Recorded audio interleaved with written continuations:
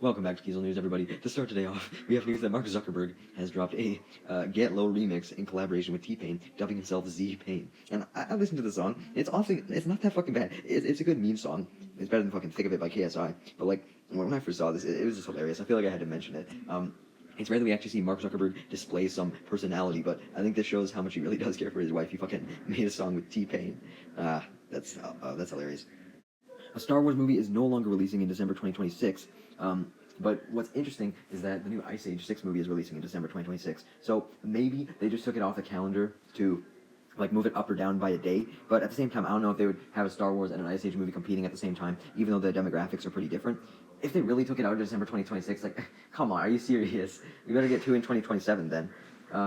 Really, the only thing we have for certain right now is Mando and Grogu, and with the way things are going, that'll probably get delayed as well. Just Star Wars movies are not having a good time, and honestly, I don't think they ever will. We're never going to be lifted out of this curse. The Rise of Skywalker is going to be the last Star Wars movie ever fucking created, and it's a real shame. Next up, we have the summary for the Fantastic Four, or the synopsis. Set against the vibrant backdrop of the 1960s-inspired retro-futuristic world, forced to balance their roles as heroes with the strength of their family bond, the Fantastic Four must defend Earth from a ravenous space god called Galactus and his enigmatic herald Silver Surfer. Now, all in all, this doesn't sound very interesting, aside from the whole multiverse aspect, with it being a retro-futuristic 1960s world, and it's actually a multiversal project in the multiverse saga. Whoa, no way. But the thing that sounds the most interesting is actually the end part, which is that despite Galactus's world domination plot, it gets very personal for the Fantastic Four. And also the fact that Silver Surfer is finally making his MCU debut. Fucking Silver Surfer projects have been rumored since I first got into the MCU in like 2018. Well, technically I didn't get into it in 2018, but that's when when Infinity War came out, that was actually my main origin story to the MCU, and then I binge watched everything. Like, I've seen other movies before then, like I've watched the Iron Man movies, some of the Thor movies, Captain America, but like, the actual MCU fan was 2018, so, yeah, anyways. I definitely think this movie will be interesting with it actually being a multiversal project. Conan O'Brien will host the 97th Oscars. Honestly, didn't Jimmy Fallon host them? This is a way better choice than Jimmy Fallon, so I'll take another late night host if it's Conan O'Brien. Him and John Oliver are like the only ones I can tolerate. Next up, Pizza Hut has released a 3D printed pizza warmer that uses your PS5's heat to keep slices hot. What? Like, okay, what's the point of this? You can just keep re-microwaving, because it's gonna taste the exact same. It's gonna taste like shit with PS5 heat. It'll taste like all metallic, and like, can you imagine heating up stuff with your electronics? It wouldn't taste good, I can promise you that. You know I couldn't upload a video, Kiesel News, without talking about the Mike Tyson-Jake Paul boxing match. I just want to give a shout out to Discussing Film for calling Mike Tyson the Hangover star in this tweet. But yes, unfortunately, Mike Tyson did lose. Was it staged? Probably. But yeah, I was definitely expecting Mike Tyson to kick Jake Paul's ass, even though he's old. But like, even if this was an entirely genuine thing and Jake Paul did win, you can't fault Mike Tyson. Like, at the end of the day, he's 58, Jake Paul's 27. I bet you Jake Paul's next opponent is just going to be a fucking little baby or some shit, and he'll be like, oh yeah, I'm the best boxer ever.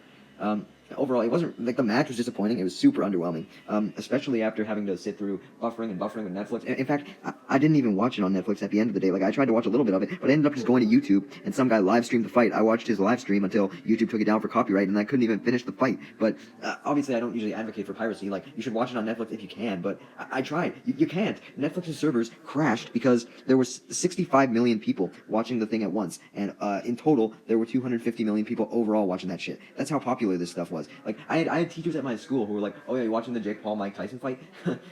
So that shows you how big it is, and I think Netflix should have been way more prepared. They were really hyping up this event. I kept getting notifications about it on Netflix, and they have the gall to like fucking run out of server energy or whatever the fuck it is. I'm not a tech expert, and we couldn't even finish it and couldn't even enjoy the fight.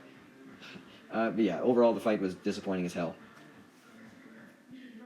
Blue Sky has passed 18 million users as of like 2 days ago, and has apparently been adding 1 million users every day. And I have yet to make the Blue Sky migration yet, but I am very close, honestly, because basically everyone that is on Twitter, aside from fucking Dexerto Discussing Film and like John Miller, like everyone I use for the news here, everyone else on Twitter is fucking gone.